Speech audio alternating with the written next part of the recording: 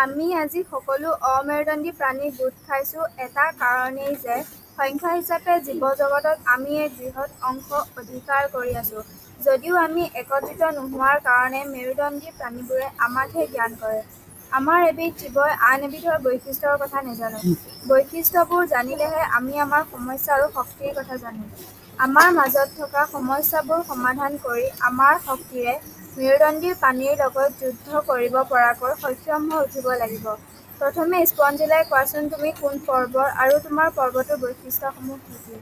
মোৰ ৰন্ধি-বান্ধি মই চলন-সমহীন। মই সাগৰত থকা কিছুমান কঠিন পদাৰ্থত খামুচ মাৰি লাগি থাকোঁ। মোৰ দেহত আৱৰি এখন কঠিন বাহ্যী আৱৰণ বা কংকাল থাকে। বুজিলো, তোমালোক চলন ক্ষমতাহীন।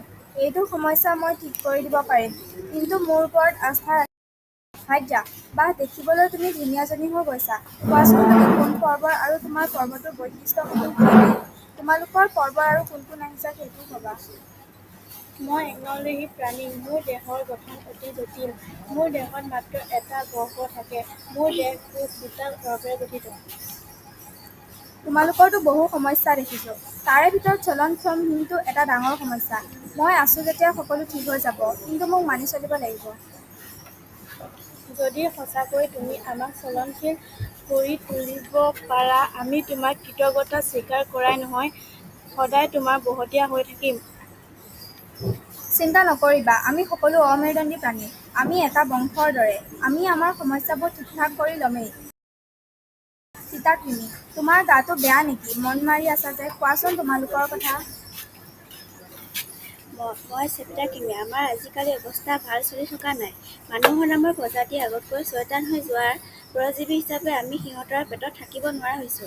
তথাপিও আমাৰ বৈশিষ্ট্যসমূহ, আমাৰ দেহৰ গঠন বেছি জটিল। আমাৰ দেহত দৃশ্যভাৱে সমৃদ্ধ। আমাৰ দিশে দিশে দেহৰ বাহুও একে ধৰণৰ। আমাৰ দেহটো তিনিটা তৰপে গঠিত।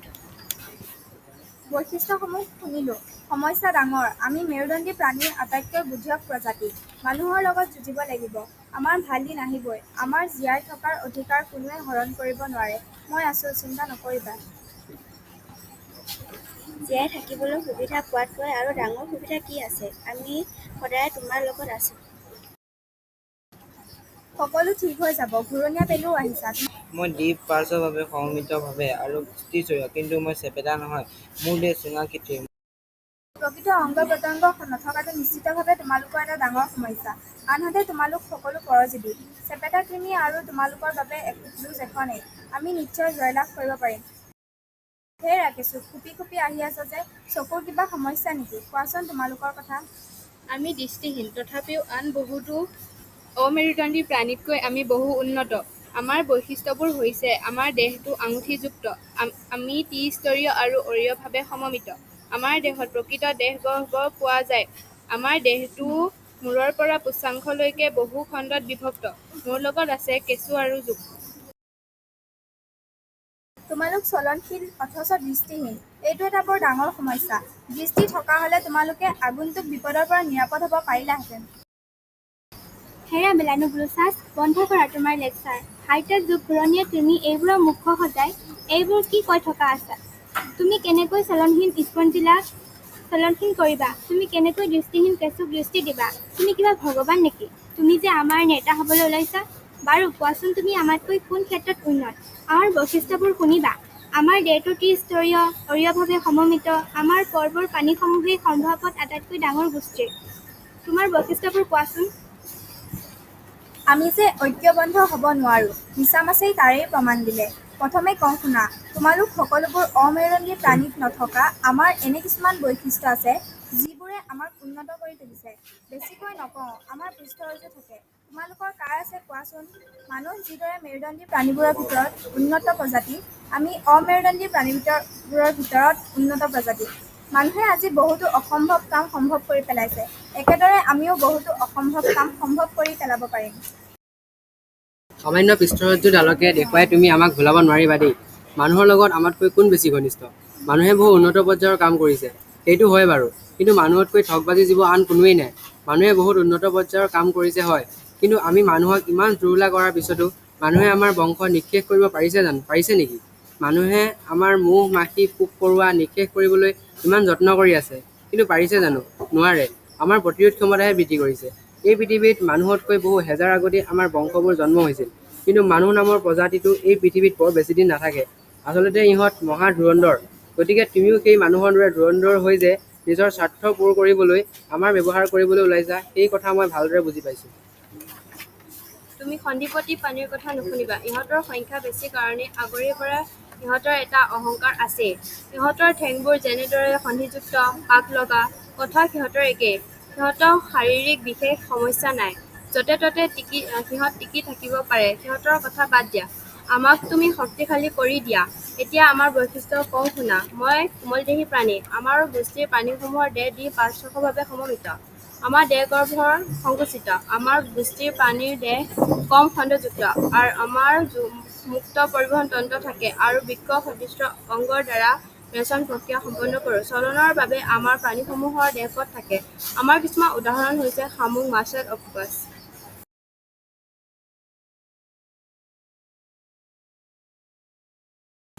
তোমালোকো যথেষ্ট পৰিমাণে উন্নত জীৱ। তোমালোকৰ অক্টোপাছ সাগৰৰ এক বিশেষ বৈশিষ্ট্যযুক্ত প্ৰাণী।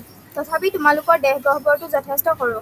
আনহাতে তোমালোকৰ সকলোৰে শৰীৰত কাণ খোলাটো নাথাকে। ব্যৱস্থা হ'ব। শেষত তৰামুচে কি ক'বা? মই তৰা মাছ। আমাৰ দেহৰ আৱৰণখন কাঁইটেৰে আবৃত। আমি সকলোবিলাকে সম্পূৰ্ণ সাগৰীয় আৰু মুক্তভাৱে বিচৰণ কৰি থাকোঁ।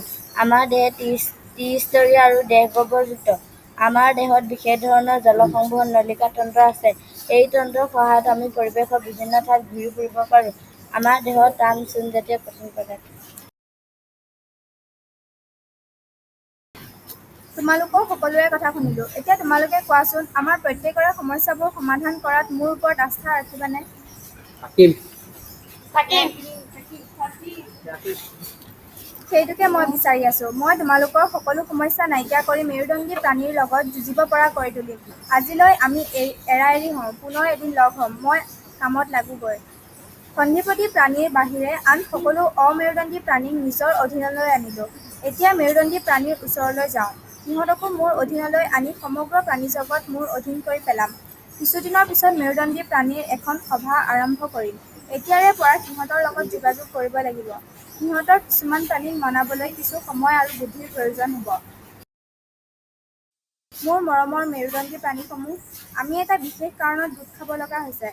আমি মেৰুদণ্ডী প্ৰাণীসমূহ বৰ ভয়াৱহ বিপদৰ ফালে গৈ আছোঁ। ইয়াৰ মূল কাৰণটোৱেই হৈছে আমাৰ মাজত একতা নাই। আমি মেৰুদণ্ডী প্ৰাণীবোৰে নিজৰ বংশ পৰিয়ালৰ কথা নাজানো। তুমি কেনেকৈ মেৰুদণ্ডী প্ৰাণী হ'লা?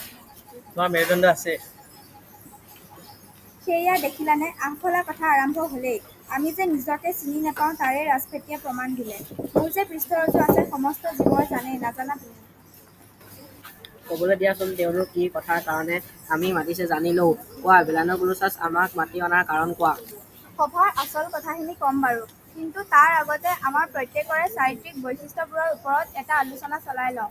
প্ৰথমে ডক্ট্ৰিছে কোৱাচোন তোমালোকৰ চৰিত্ৰটোৰ চাৰিত্ৰিক বৈশিষ্ট্যসমূহ। মই জলচয়। মোৰ দেহত বাকলি আবৃত। মই ফুলৰ সহায়ত পানীৰ পৰা অক্সিজেন লওঁ। বুজিলোঁ। অসুবিধা বহুত আছে। তোমালোকৰ হৃদযন্ত্ৰৰ কোঠালি দুটা। তোমালোক শীতলৰক্ষী। অন্যহাতে তোমালোকৰ বহুতৰে কংকালটো কোমালস্থিৰে গঠিত। ইয়াৰ ব্যৱস্থা কৰিব লাগিব। আমাৰ ভেকুলীয়ে মোৰ পিনে চাই আছা। তোমাৰ কথা শুনো। আমাৰ বৈশিষ্ট্যকেইটা হৈছে, আমাৰ ছালত বাকলি নাথাকে, কিন্তু শ্লেষ্মা গ্ৰন্থি থাকে। আমি জলপূণ নতুবা হাঁওফাঁওৰ সহায়ত উশাহ-নিশাহ লওঁ। আমি জল বা স্থল দুয়োটা পৰিৱেশতে থাকোঁ। একেবাৰে ঘঁৰিয়ালৰ কথাখিনিও শুনি লওঁ। ৰাজফেঁটিয়ে অথনিৰ দৰে আগফলা কথাবোৰ নক'বা দেই। আজিলৈকে আমি মেৰুদণ্ডী প্ৰাণীবোৰ এনেকৈ লগ হৈ নিজৰ সুখ-দুখৰ কথা পাতিছোঁনে? কোৱা ঘঁৰিয়াল। মই ঘঁৰিয়াল। তোমাৰ দৰে পেণ্ডুকণা এটাই আমাৰ সমস্যা শুনি কৰিবা কি? মোৰ চেহেৰাটো দেখিছা। মই কাক ভয় কৰোঁ। তথাপি আমাৰ শ্ৰেণীটো বৈশিষ্ট্য কওঁ শুনা। আমাৰ শ্ৰেণীৰ প্ৰাণীসমূহ শীতলৰক্ষী। আমাৰ দেহ আৱৰণত বাকলি থাকে। শ্বাস-প্ৰশ্বাস হাঁওফাঁওৰ সহায়ত লওঁ। বেছি সংখ্যক প্ৰাণীৰ হৃদযন্ত্ৰটো তিনিটা কোঠালিযুক্ত, কিন্তু আমাৰ হৃদযন্ত্ৰটো চাৰিটা কোঠালিত পোৱা যায়। আমি কণী পাৰোঁ। আমাৰ কণী উভচৰ প্ৰাণীসমূহতকৈ কিছু বেলেগ ধৰণৰ হয়। আমাৰ কণীবোৰৰ এখন ডাঠ চুকৰা থাকে আৰু সেইকাৰণে পানীত কণী পৰাৰ প্ৰয়োজন নহয়। বিভিন্ন সাপ, কাছ, জেঠী, গুই আৰু আমাৰ এই শ্ৰেণী অন্তৰ্ভুক্ত। মই তোমালোকৰ তুলনাত হ'ব পাৰোঁ পেন্দুকণা, কিন্তু মই আমাৰ মেৰুদণ্ডী প্ৰাণীবোৰৰ হকে যিখিনি কৰিবলৈ আগবাঢ়িছোঁ, আজিলৈকে কোনোবাহক সেই কামটো কৰিছেনে? আমাৰ মেৰুদণ্ডী প্ৰাণীবোৰৰ ভিতৰত পক্ষী এটা গুৰুত্বপূৰ্ণ শ্ৰেণী। দেখিছা তোমালোকৰ ছালত পাখি আছে, সেইবোৰ তেওঁলোকে উৰি বিভিন্ন ঠাই দেখিছে, বিভিন্ন প্ৰাণী দেখিছে। তুমিতো মৎস্য, উভচৰ, সৰীসৃপৰ দৰে কম ঠাইতে আবদ্ধ হৈ নাথাকা। তোমালোকে আটাইতকৈ বেছিকৈ বিচৰণ কৰি থকা প্ৰাণী। কোৱাচোন বাৰু চৰাই? সেইটো তুমি ভাল কথাই কৈছা। সকলো প্ৰাণীৰ ভিতৰত আমি আটাইতকৈ বেছিকৈ বিচৰণ কৰি থাকোঁ। এতিয়া আমাৰ কথাখিনি কওঁ, শুনি যোৱা। মই পক্ষী শ্ৰেণীৰ প্ৰাণীবোৰৰ উচ্চ ৰক্তি। আমাৰ হৃদযন্ত্ৰ 4টা কোঠালিত বিভক্ত। আমাৰ দেহত বহি আৱৰণবোৰ পাখিৰে আবৃত। আমি হাঁওফাঁওৰ সহায়ত উশাহ-নিশাহ লওঁ। আমাৰ সকলো প্ৰকাৰৰ চৰাই এই শ্ৰেণীত অন্তৰ্ভুক্ত। চৰাই বিচৰণ কৰি ফুৰে কাৰণে আমাতকৈ বেছি উন্নত নহয়। সকলো প্ৰাণীৰ ভিতৰত আমি স্তন্যপায়ীবোৰেই আটাইতকৈ উন্নত। আমাৰ কি কি বৈশিষ্ট্য আছে শুনি যোৱা। আমি স্তন্যপায়ী প্ৰাণীসমূহৰ উৰ্ধৰক্তি। আমাৰ হৃদযন্ত্ৰটো 4টা কোঠালিযুক্ত। আমাৰ এই শ্ৰেণীৰ স্ত্ৰী প্ৰাণীসমূহৰ দেহত স্তন গ্ৰন্থি থাকে। তোমালোকৰ সকলোৰে কথাবোৰ শুনি মোৰ দুখো লাগিছে আৰু আনন্দও পাইছোঁ। দুখ এইকাৰণেই লাগিছে যে অমেৰুদণ্ডী প্ৰাণীতকৈ উন্নত হৈও আমাৰ ভিতৰতে বহু সমস্যা আছে। আমাৰ এই সমস্যাবোৰৰ কাৰণে আমি হয়তো কেতিয়াবা অমেৰুদণ্ডী প্ৰাণীৰ অধীনো হৈ যাব পাৰোঁ। আনহাতে আনন্দ পাইছোঁ যে এই কাৰণেই যে পলমকৈ হ'লেও আমি লগ হ'ব পাৰিলোঁ। তোমালোকে মাথো মোক নেতৃত্ব দিবলৈ সুবিধা দিয়া। মই মেৰুদণ্ডী প্ৰাণীবোৰক চিৰকাল অমেৰুদণ্ডী প্ৰাণীতকৈ শ্ৰেষ্ঠ কৰি ৰাখিম। আমি দেখোন এনেই অমেৰুদণ্ডী প্ৰাণীবোৰতকৈ শ্ৰেষ্ঠ, তুমি আকৌ আমাক শ্ৰেষ্ঠ কৰিবলৈ কোন? পিছে তুমি যে নিজকে মেৰুদণ্ডী প্ৰাণী বুলি কৈ আমাৰ নেতা হ'বলৈ ওলাইছা, আগতে তোমাৰ মেৰুদণ্ডডাল দেখুৱাই দিয়া। আমাৰ এডাল পৃষ্ঠৰজ্জু থাকে বুলি কৈছোৱেই, সেইডালকে মেৰুদণ্ড বুলি ধৰি লোৱা। কিন্তু তুমি আমাৰ মাজত এনেদৰে খামখেয়ালি সৃষ্টি কৰিলে আমি শ্ৰেষ্ঠ হ'ম কেনেকৈ? তোমাৰ এইটো শৰীৰৰ হাড়ৰ নামত কিবা আছে বুলি ক'লে কোনে বিশ্বাস কৰিব? ভাংগৰ, তুমি ভালদৰে বেলুনুগোলাজৰ গাত খুন্দিয়াই হাড়-মূৰ আছেনে নাই চোৱাচোন। ৰ'বা, পৃষ্ঠৰজ্জুডাল এতিয়া নাইকিয়া হৈ গৈছে। এটা সময়ৰ পিছত আমাৰ পৃষ্ঠৰজ্জু নাইকিয়া হৈ যায়, কিন্তু আমি পৃষ্ঠৰজ্জুযুক্ত প্ৰাণী।